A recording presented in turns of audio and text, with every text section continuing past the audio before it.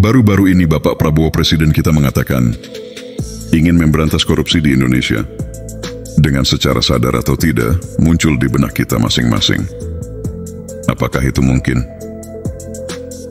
Mari kita coba bahas tentang keinginan Pak Prabowo yang kemungkinan mustahil untuk terjadi di Indonesia ini.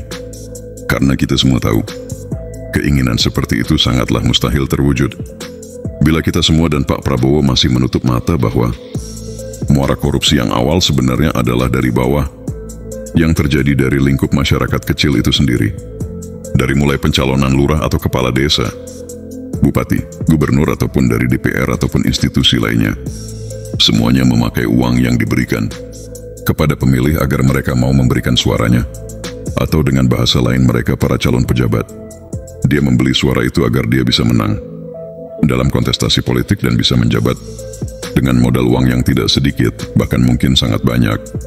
Bahkan saking banyaknya modal yang harus dikeluarkan, para calon harus menggait para pemodal, atau yang disebut dalam bahasa politik sebagai oligarki, untuk menambah kekuatan amunisi dalam membeli suara dari pemilih, yang berasal dari masyarakat kebanyakan dari kalangan ekonomi kelas bawah, yang sebenarnya mereka enggan terlibat dalam kegiatan pemilihan para pemimpin atau pejabat yang diadakan oleh negara tersebut. Sedangkan dari masyarakat bawah secara ekonomi, mereka mendapatkan penghasilan hari ini yang akan habis dimakan di hari esok. Bahkan mungkin ada yang kurang penghasilannya untuk dimakan keesokan harinya.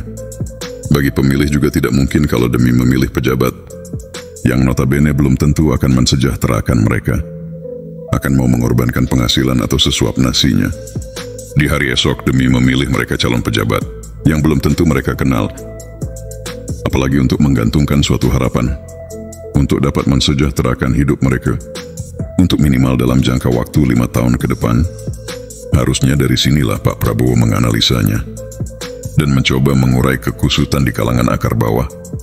Bukannya hanya berkonsentrasi satu titik saja, yaitu menangkap para pejabat yang korupsi.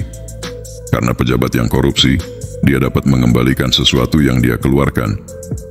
Sampai kapanpun itu akan selalu terjadi. Dan berulang berkali-kali bahkan sampai selamanya.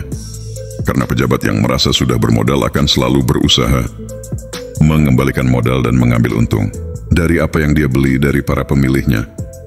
Harusnya kalau kita jujur pada diri kita, itu adalah sikap yang wajar. Karena para pejabat yang melakukan korupsi, dia merasa sudah modal besar dan harus mendapat keuntungan yang sesuai dari apa yang mereka keluarkan.